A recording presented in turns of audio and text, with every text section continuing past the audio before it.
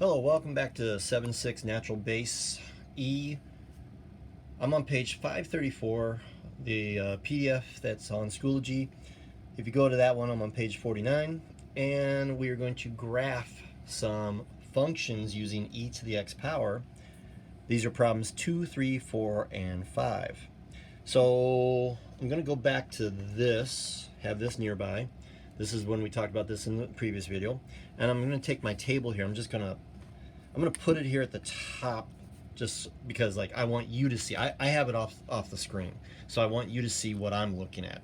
So one more time, here's x and here's e to the x. So -3 is going to be about 0.05. -2 was 0.13. -1 was 0. What is it rounded up to? 37. 0 is 1 again. 1 is e, which is about 2.7. We'll say 2.7. And 2, I didn't go far enough. 2 is about 7.4, and then 3 is about 20. Okay, and why am I saying about? You know, I went to 2 decimal places here. I didn't go that. That's because I'm not going to be able to be that precise with my graphs. Okay, so what I'm going to do, look at both the. I'm going to look at both these at the same time. In this one, I'm going to take these numbers that I have right here, and I'm just going to subtract 4. So 1 subtract 4 is going to be -3. And I got to put my scale in. That'll be right there. And 2.7 subtract 4 is going to be -1.7. All of a sudden I'm having a brain stop. 2.7 subtract 4, -1.3. Sorry, I forgot to borrow. So that's going to be -1.3 about right here. Okay, and I'm going to finish that up in a second. I'm actually going to make a table. For this one, again, I've got e to the x power. I'm just going to find the opposite of it. So each of these, I'm just going to change its sign. All of them are going to go from positive to negative. Now, both of these are going to have relevance when we talk about transformations. This is a vertical translation down 4. So that graph of the e to the x power that I showed you earlier is just going to move down 4. This is a vertical reflection. So that graph that was here is going to get flipped down here, and it's probably going to look like this. Now, when I get to the next two, let me grab these. This is going to be a little bit more difficult. So when we get to here, I'm going to have to do some more stuff here. Okay. So let me just try to draw like a table here. Here's e to the x minus 4. So again, I'm going to take each of these numbers and subtract 4. So -3, -2, -1, 0, 1, 2, 3. To be honest, remember what I said, that this -4 is going to move the entire graph down 4. And we talked about the x-axis is the asymptote of the this function right here. These numbers never get to 0, but they get closer. Well, if e to the x power gets closer and closer to 0, then the asymptote is going to be -4. So I can use that to my advantage. I'm going to graph that in. Okay, so I'm going to draw this line in,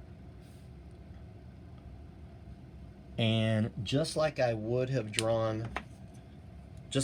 used the x-axis, I said I get closer and closer, but I never touch it. That moves down to this pinkish reddish line, right, which is actually y equals -4 now. Okay, so I did these two. 7.4 subtract 4 is 3.4, so that's going to be 1, 2, 3, about right here. And I'm only going up to 5, so I'm not going to be able to get 16 in there. Okay, so this part of the graph is going to look like that. And the other part of the graph, and you can go through and you can do all your subtractions, which I guess I probably should have done since I did that. I'm going to show you something else in a second. This part of the graph is going to look like this. And it's not actually touching. You know that, even though my marker is probably pretty thick and it actually probably did touch it. Okay, So this is all we want to get out of this. And to be honest, you're probably going to use technology anyway. So you're probably going to do this. And I've got e to the x here, so I'm just going to subtract 4. And let's do second, I'm going to look at the table. So like I said, the 0 is going to be 1 minus 4, which is going to be negative 3. And 2.7 minus 4 is going to be, where's it at? Right here. Negative 1 point, it's actually, I'm going to round it off, negative 1.3. Negative 1.3. And then of course 7.4 subtract 4 is going to be about 3.4, which is right there. And of course this would be about 16, which is I don't need for my graph because I didn't make it that big. But of course now, if you're worried about the decimals, don't. Negative 1 gives negative 3.6. This is negative 3.8, maybe negative 3.9. And this is negative 3.95. I'll go ahead and write it as 2 decimal places because if I round up, it'll look like 4. But what I want you to do, I want you to watch. I'm going to go to like lower x values, which actually is going up on this. But watch these numbers right here. They are getting closer and closer. I'm at negative 3.999 now. The calculator is eventually going to round it down because the calculator does not understand. All right? If I keep up. It was on the next one. It says a negative 4. That's not negative 4. All right? If I go back and do e to, oh, I forgot which one it was. Negative 8, sorry. If I do e to the negative 8 power and then subtract 4, it's actually negative 3.999664. So because of the table only has so much space, it actually rounded it off. So you can keep doing that, and you find out that this is never going to get to negative 4. Okay, so that's all good. Number 3, I'm going to take each of these, and I'm just going to multiply it by negative 1. So my table is going to look like this. Here's x, here's negative e to the x power. Negative 3, negative 2, negative 1, 0, 1, 2, 3. So instead of 1, I've got negative 1. Instead of 2.7, I've got negative 2.7. Negative 7.4, negative 20.06, but that's okay. Negative 0.37, negative 0.13, and negative 0.05. Okay, so 0, negative 1 is right here. 1, negative 2.7. I know my grid lines are hard to see because of what I did copy them from Desmos. So 1, here's negative 1, negative 2, negative 3, about right here. And 2, negative 7.4 is actually probably off my grid. I don't think I made it far enough. Now notice these, they're going up, believe it or not, but they're going up, getting closer to 0, but they're never going to equal 0. So that part of the graph is going to look like this, and then it's going to curve this way. So this is e to the x power, except it's been flipped. It's a vertical reflection. Okay, so now let's take a look at these. So what I'm going to do is I'm going to take 4 and subtract these numbers. Last time I took these numbers and subtracted 4. Now I'm going to reverse it.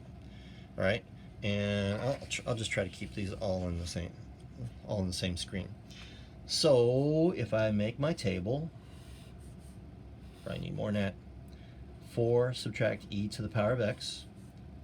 Negative 3, negative 2, negative 1, 0, 1, 2, 3. And pick these numbers easy. So what's 4 minus 1? 4 minus 1 is 3. What's 4 minus 2.7? That's going to be 1.3. What's 4 subtract 7.4? I'm thinking it's going to be negative 3.4. Let me check. 4 subtract 7.4. That was right. Just like to check. Negative 3.4. And 4 subtract 20 is going to be negative 16-ish. And if I do the rest of these, this is going to be 4 subtract 0.37, so 3.63. This will be 4 subtract 0.13, which should be about 3.87. And 4 subtract 0.5, I can do that one, 3.95. So notice that as I go to the left, these numbers are going to get closer and closer to 4 because this gets closer to 0. So I'm getting closer to 4 minus 0, which is 4. So I'm just going to draw that as an asymptote again. This is not part of the graph. It's this boundary line that I'm going to approach, but I'm not going to actually touch or cross. So 0, 3 is pretty easy. 1, 2, 3, that's right here. 1.3 is about right here. And I know it's hard to see the grid lines, so I'll fill those in again for you. All right, so it's 1.3 is about right here. And 2, negative 3.4, 1, 2, 3, 4. Negative 3.4, so it's negative 1, negative 2, negative 3, and about halfway. So this part of the graph is going to go like this. And the other part of the graph is going to get closer to this red line. Yeah, and that's where it comes from, actually. It's going to get closer to this red line, but it's never going to touch it. So if I want to do it like negative 1 is about 3.63, so that's probably about right there. And the next one's getting closer, and even so close. So it looks like this. All right, so now, before I do the last one, I want to show you some comparisons. There's two things. It's been translated up 4, just like this one was translated down 4, but this one has positive 4, so it goes up 4. But then the negative in front of the e to the x, that does a vertical reflection just like that one. So see how these two are both reflections? This is the same as that, sorry. This is the same as that, except that this one moves up 4 spaces to make that one. Okay, so now I got one more. And this one is a little tricky because I'm not messing with e to the x, I'm messing with the x. I'm going to take 1, subtract the x. Okay, so I'm going to do it in parts, and hopefully this will make sense. So here's x, and here's e to the 1 minus x power. I'll do negative 3, negative 2, negative 1, 0, 1, 2, 3. Okay. So let's put 0 in for x right here. We're going to find 0. 1 subtract 0 equals 1. So this is e. When x equals 0, I get e to the first power. E to the first power is about 2.7, so I'll put 2.7 right about here. Okay, stay with me. What about 1? 1 minus 1 is 0. Any number to the 0 power, except 0, equals 1. So this is 1. Okay. What about x equals 2? 1 subtract 2 is negative 1. On this one, my parent function, when x equals negative 1, I get 0.37. That means that 3 is probably going to give me 0.13. 1 minus 3 is negative 2, so yeah, 0.13. What about negative 1? 1 subtract negative 1, that means 1 plus 2. Subtraction means adding the opposite. So e to the second power is 7.4. And 1 subtract 3, 1 subtract negative 2, I skipped ahead. 1 subtract negative 2 is 3, so then I get about 20 here. And the next one's going to be higher than 20. I probably don't need negative 3. I can figure it out. I get e excuse me, to the 1 subtract negative 3 power, and that's 54.6. So I probably don't need something that high. All right, so let's figure this out. 0 goes to 2.7. So here's 1, 2, 3, 4. 2.7 is about right there. That's actually e. 1 goes to 1, which is right here. 2 goes to 0.37, which is just a little bit above 0, and 3 is just a little bit above 0. Okay, so it looks like this end is coming down, and keep in mind that it is not going to touch the x-axis. So my asymptote, my red line, is here at the x-axis. On the other side, -1 goes to 7.4, and my scale goes 6 and 7. 7.4 is going to be up here someplace. So I don't even have a room to graph those. So this one looks like that. So I got a couple things. The negative in front of the x gives me a horizontal reflection. So instead of, and this is different, but this is what my e to the x power looks, I flipped it. And now it's it goes up on this side and goes down to the x-axis on this side. And also, the 1 shifts it over, because if it was just e to the negative x power, then I'd have 1, 0 here. So there's two things that are happening. There's a horizontal reflection, and there's also a horizontal translation to the right. Both of those things come up later. For now, all you gotta do is just plug it into the calculator and you'll be good. All right, see you in the next video.